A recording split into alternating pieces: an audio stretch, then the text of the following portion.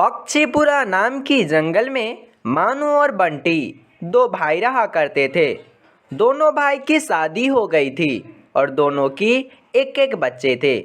दोनों अपनी अमरूद की बिजनेस कर कर अपना जीवन जी रहे थे।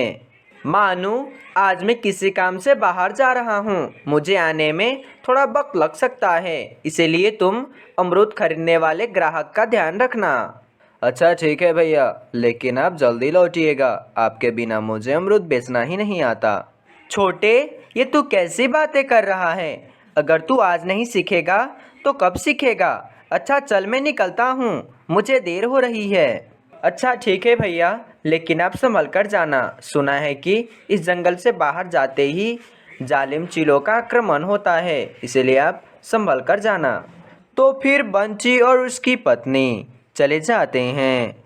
बंटी और उसकी पत्नी दूसरे जंगल जा ही रहे होते हैं कि वहीं बाजू चील चला आता है।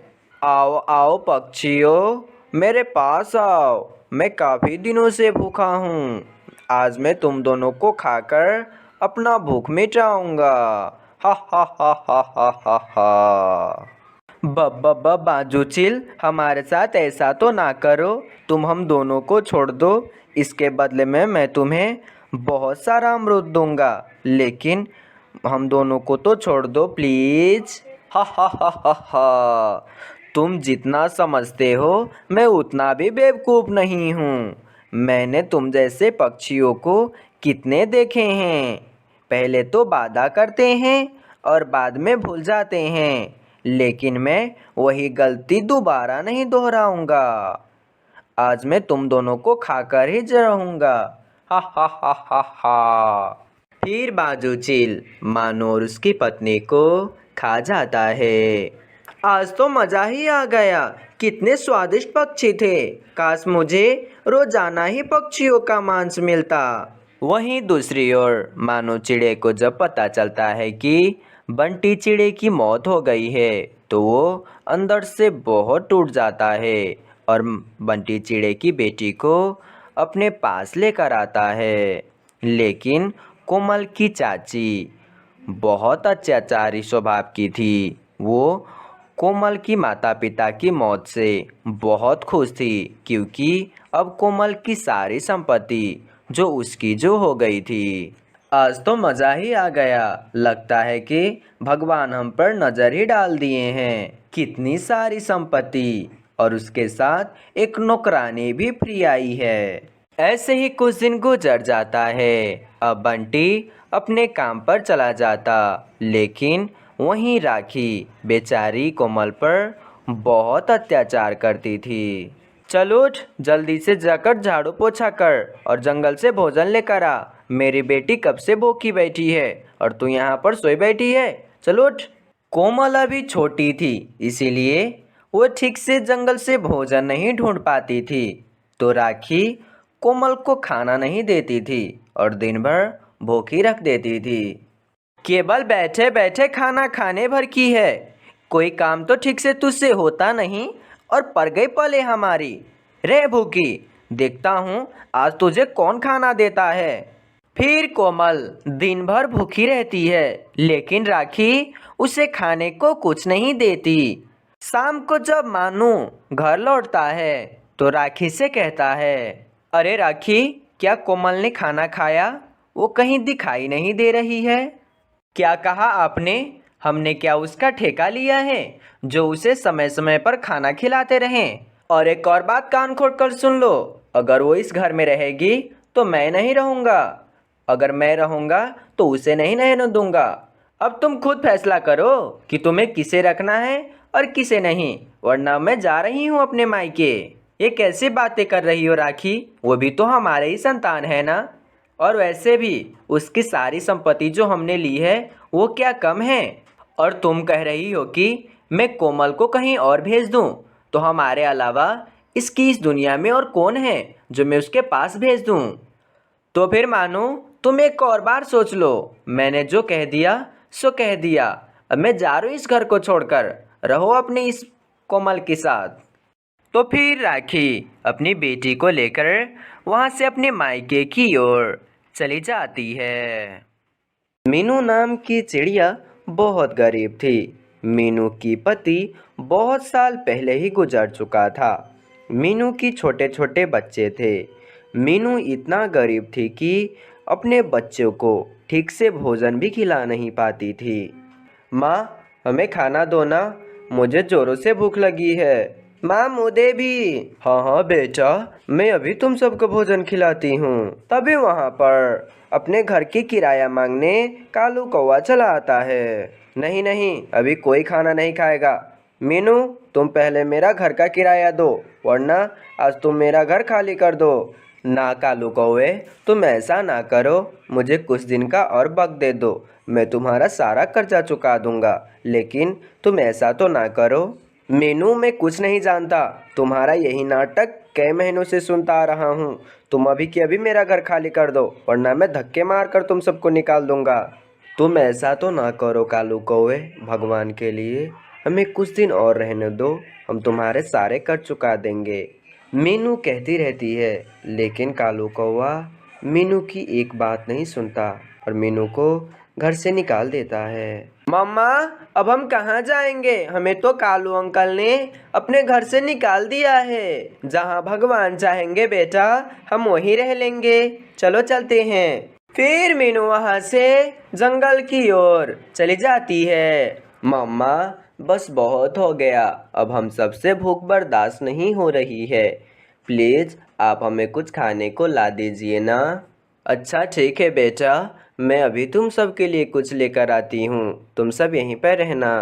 फिर मीनू भोजन की तलाश में जंगल की ओर निकल जाती है। वहीं दूसरी ओर एक चील और उसका बच्चा कई दिनों से भूखा होता है, इसलिए वो इस जंगल में भोजन की तलाश में पक्षियों को ढूंढ रहा होता है। आज मैं कितने दिनों से भूखा हूँ, लेकिन इस जंगल में कोई भी पक्षी दिखाई ही नहीं देता है। आखिर इस जंगल की पक्षी कहाँ चले गए हैं? चलो आज जाकर देखते हैं कि इस जंगल में पक्षी है भी या नहीं, वरना मैं ऐसे ही भूखे ही रह जाऊंगा। मैंने कितने दिन हो गए, मैंने किसी पक्षी का मांस भी नहीं खाया है, और तो और मेरे बच्चे भी भूखे हैं। चलो चलते हैं। बाबा बाबा, आप कहाँ जा रहे हो? आप जहाँ भी जा रहे हो, आप लौटते समय भोजन लेकर आना, मुझे ज़ोरों से भूख लगी है। मैंने तो कितने दिनों से किसी भी पक्षी का मांस नहीं खाया है। आप आते वक्त किसी भी पक्षी का मांस लेकर आइएगा। फिर वे बाजू चील पक्षियों को जंगल में ढूंढना शुरू कर देता है। वहीं दूसरी ओर मीनू के बच्चे अभी घोंसले में ही होते हैं। दीदी दीदी, मम्मा कब तक लौटेंगे? मुझे ज़ोरों से भूख लग रही है। मम्मा भोजन लेकर अभी तक नहीं लौटे हैं। बोलिए ना दीदी, मम्मा कब तक लौटेंगे? बस मम्मा आती ही होगी कोमल, थोड़ी देर और रुक जाओ, मम्मा हम सबके लिए भोजन लेकर आती ही होगी। ये सारी बातें बाजू चील एक पेड़ पर बैठकर सुन रहा होता है। अरे वाह, यहाँ पर तो कितने सुंदर सुंदर पक्षी के बच्चे हैं। लगता है कि इस बच्चों की माँ यहाँ पर नहीं है। चलो मैं अभी जाकर इन्हें फंसा कर लाती हूँ। फिर बाजू चील मीनू चिड़िया की बच्चों के पास आता है। अरे बच्चों, तुम सब यहाँ पर क्या कर रहे हो? तुम्हारी माँ वहाँ पर जख्मी हालत में है, वो भोजन लेने गई थी। चलो तुम सबको बुलाया है उसने। आप सच कह रहे हैं अंकल, मेरी माँ सच में घायल है। हाँ सच कह रहा हूँ, चलो जल्दी चलो। दीदी मैं भी चलूँगा आपके साथ। नहीं नहीं कोमल, तुम यहीं पर रहकर इन सबका ख्याल रखना, मैं अभी माँ को लेकर आती हूँ। फिर बुलबुल और बाजू चील वहाँ से चले जाते हैं। मीनू एक छोटी सी बच्ची है जिसकी माता पिता इस दुनिया में कोई नहीं है। मीनू अपने चाचा चाची के साथ रहती है। मीनू, ओ मीनू, अभी तक तुझसे झाड़ू नहीं लगी। देख बाहर बारिश हो रही है, जा जाकर फल तोड़ कर ला। अभी लाती हूँ चाची, बारिश तो बहुत तेज हो रही है, क्या करूँ? जल्दी जल्दी जाकर फल तोड़ कर लाता हूँ, वरना चाची बहुत मारेगी। कोमल बिटिया, ये ले तेरा दूध, वो भी बादाम वाला, गरम गरम पी ले, बारिश की मौसम है, शरीर गरम रहेगा। चाची, मैंने फल तोड़कर रख दिए हैं, मुझे भूख लग रही है, कुछ खा लूं? पहले जाकर बुलबुल आंटी के घर से गेहूं लेकर आ, तब कुछ खा लेना। चाची, बाहर तो बारिश बहुत तेज हो रही है, कुछ देर बाद चली जाऊं? बारिश इतनी तेज भी नहीं है जो तू उड़ नहीं पाएगी, जाकर जल्दी सामान लेकर आ। फिर मीनू चिड़िया उसी बारिश में सामान लेने बुलबुल आंटी के घर चली जाती है और आते वक्त बुरी तरीके से भीग जाती है। ये क्या, पूरी गेहूं भिगा दी, अब तू नहीं बचेगी मेरी हाथों से। फिर सुधा एक डंडे से मीनू चिड़िया को बहुत मारती है। आंखों की अंधी, तुझे दिखाई नहीं दिया कि गेहूं भीग रही है? आज तुझे खाने को कुछ नहीं मिलेगा, रे भूखी। अरे अरे सुधा, इतना क्यों मार रही हो बच्ची को? छोटे से गेहूं ही तो भीगी है, और आ जाएगी। तुम तो चुप ही रहो, पैसे कोई पेड़ पर नहीं लटकते जो ये सामान की नुकसान करती रहेगी। चल बारिश में भीग, यही तेरी सजा है। फिर सुधा मीनू को बारिश में भीगने के लिए खड़ा कर देती है। बहुत बहुत ठंड लग रही है चाची, मुझे अंदर आने दो ना, अब ऐसी गलती नहीं करूंगी। सुधा मीनू बच्ची है, अंदर आने दो उसे, अब से ऐसी गलती नहीं करेगी दोबारा। एक काम करो, तुम इसे घर के अंदर ले आओ, मैं ये घर छोड़कर जा रही हूँ। मानू अपनी पत्नी की ये बातें सुनकर चुपचाप वहाँ से चला जाता है। तकरीबन 1 घंटे बाद, कोमल जा और मीनू को बोल दे कि घर में आकर बर्तन करेगी, सारे बर्तन जूठे पड़े हैं। मीनू, मम्मा कह रही है कि अंदर आकर बर्तन धो ले। फिर मीनू आकर घर के सारे काम करती है, लेकिन फिर भी सुधा का अत्याचार मीनू पर कम नहीं होती है। एक दिन की बात है। अरे सुधा बहन, ये क्या कर रही हो? कोई भला अपनी सौतन की बच्चे को पालते हैं? तुम आज जितना कर रही हो, देखना एक दिन मीनू तुम्हारा गुण नहीं गाएगी। मैं तो कहता हूँ कि ये मीनू की बच्ची को घर से निकाल दो, वरना तुम बहुत पछताओगी। हाँ बुलबुल, तुम ठीक कह रही हो, मुझे भी ऐसा ही लगता है। अब मीनू को घर से निकालना ही पड़ेगा। अगले दिन की बात है। सुधा बाजूचिल के पास आती है। देखो बाजूचिल, मेरा पति कल किसी काम से बाहर जा रहा है। मुझे नहीं पता कि तुम ये कैसे करोगे, लेकिन ये काम हो जाना चाहिए। हाँ ठीक है चिड़िया, मैं समय पर आ जाऊंगा और अपना काम कर दूंगा, लेकिन तुम अपना काम कर देना, वरना तुम तो मुझे जानते ही हो। फिर अगले दिन हो जाती है। मीनू बेटा, चल तुझे जंगल की सैर करा लाऊं, घर में रह रह कर तू बोर हो गई होगी ना। सच में चाची, आज आप मुझे घुमाने ले जाएंगे? मुझे तो यकीन ही नहीं हो रहा कि आज आप मुझे जंगल की सैर कराने वाले हैं। फिर सुधा कोमल और मीनू को लेकर जंगल के अंदर आती है। मीनू बेटा, तुम यहीं पर बैठकर ये फल की मजे लो, मैं कोमल को पानी पिला कर आती हूँ। ठीक है चाची, लेकिन आप जल्दी आना, मुझे जंगल में बहुत डर लग रहा है। सुधा मीनू को जंगल में छोड़ देती है और वहाँ से चली जाती है। थोड़ी देर के बाद मीनू के पास एक चील आता है। बेटा, आपका नाम मीनू है ना? आपकी चाची ने मुझे भेजा है, उन्हें किसी काम से घर जाना पड़ा, इसीलिए उन्होंने मुझे यहाँ से आपको घर ले आने को बोला है। लेकिन अंकल, मैं आप पे यकीन कैसे करूं कि मेरी चाची ने ही आपको भेजी है? अगर मेरी चाची ने आपको भेजी है तो मेरी चाची की नाम क्या है, वो बताइए पहले। वो बेटा, तुम्हारा चाची का नाम नाम नाम वो मैं भूल गया हूँ, लेकिन तुम चलो मेरे साथ, तुम्हारे चाची ने बुलाया है। बाजूचिल की ये बातें सुनकर मीनू चिड़िया एकदम से घबरा जाती है और वहाँ से भागने लगती है। तो वो चील भी मीनू चिड़िया की पीछा करने लगता है। एक प्यारे से जंगल में एक मीनू चिड़िया रहा करती थी। मीनू चिड़िया के साथ उसकी बेटी सोनू चिड़िया भी रहा करती थी। सोनू चिड़िया काफ़ी सुंदर और समझदार होती है, लेकिन अभी तक उसकी शादी नहीं हुई थी। इसी कारण मीनू चिड़िया काफ़ी परेशान सी रहा करती थी।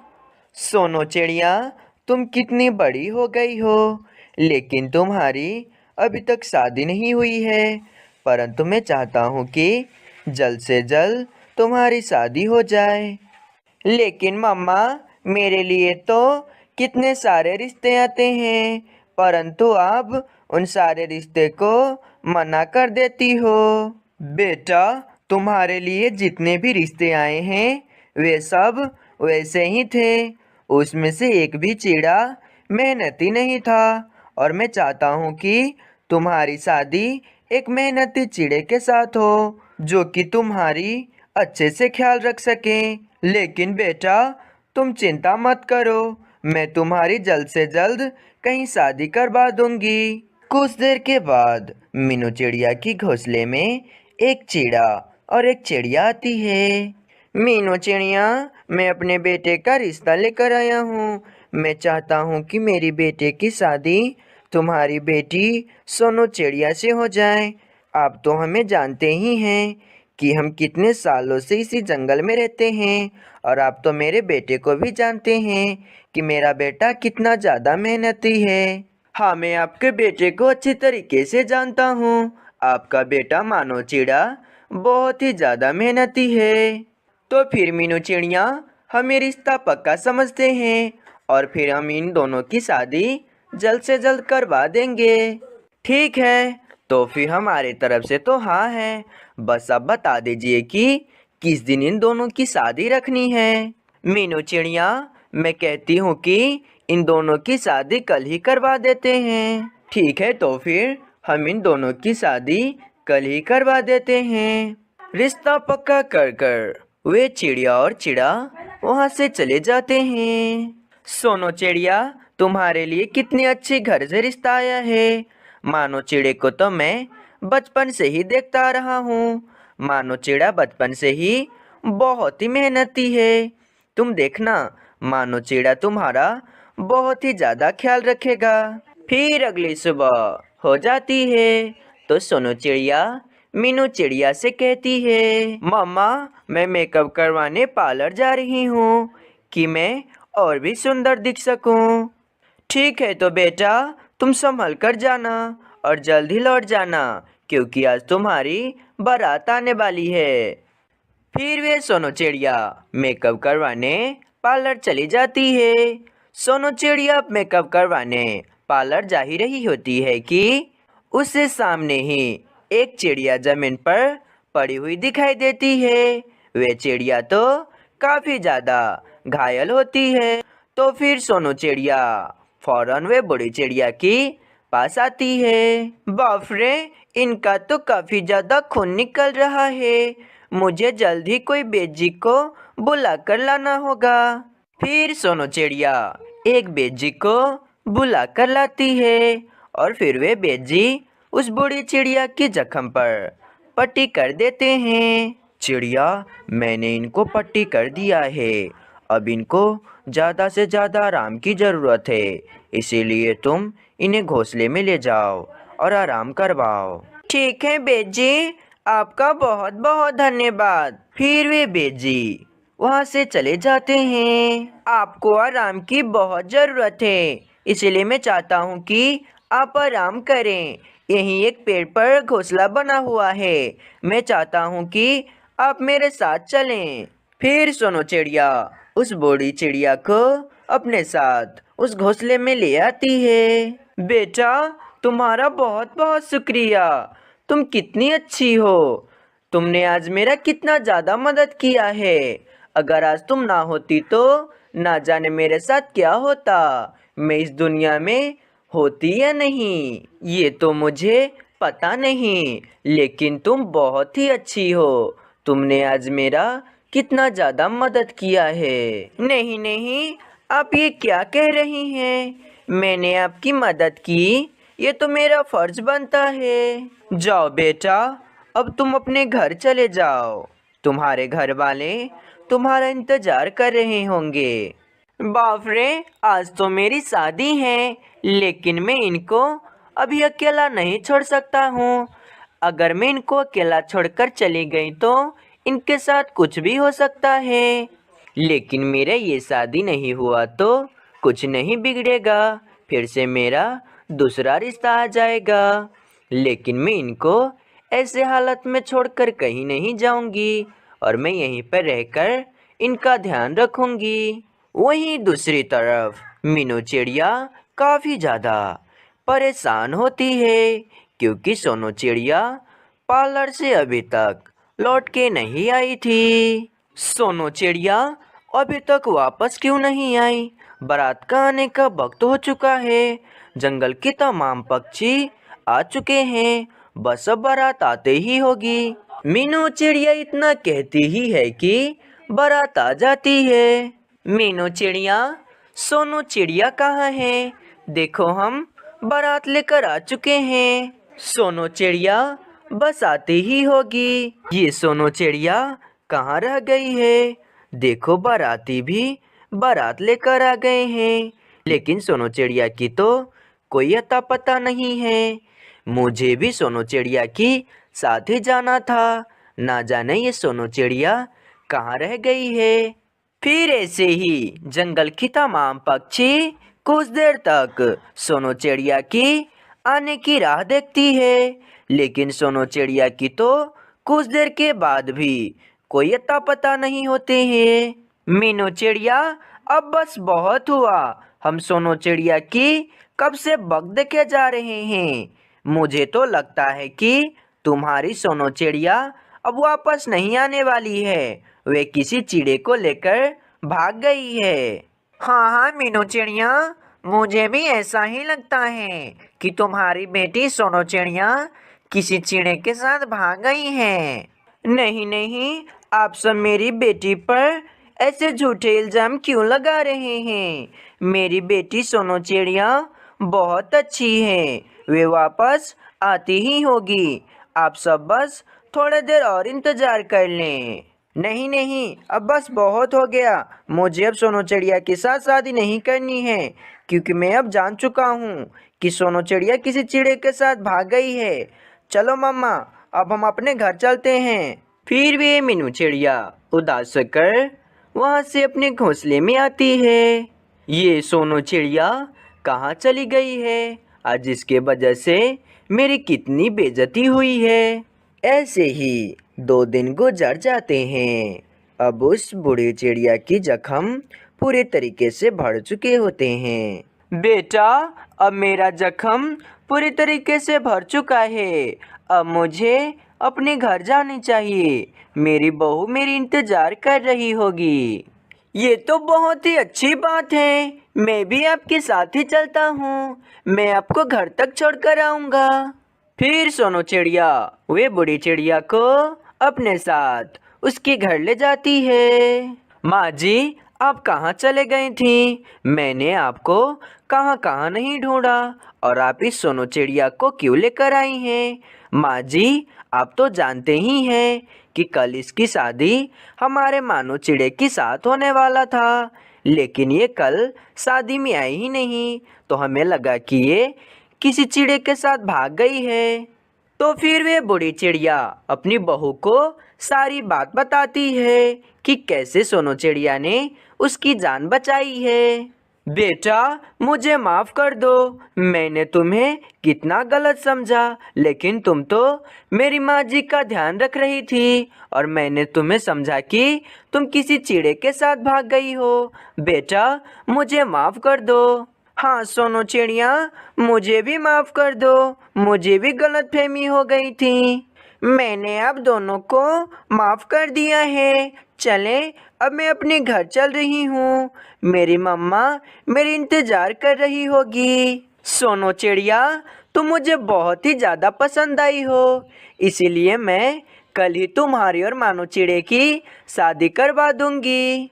फिर अगले ही दिन मानो चिड़ा और सोनू चिड़िया की खूब धूमधाम से शादी हो जाती है। प्यारे दोस्तों, आप सबको ये कहानी कैसी लगी? आप सब हमें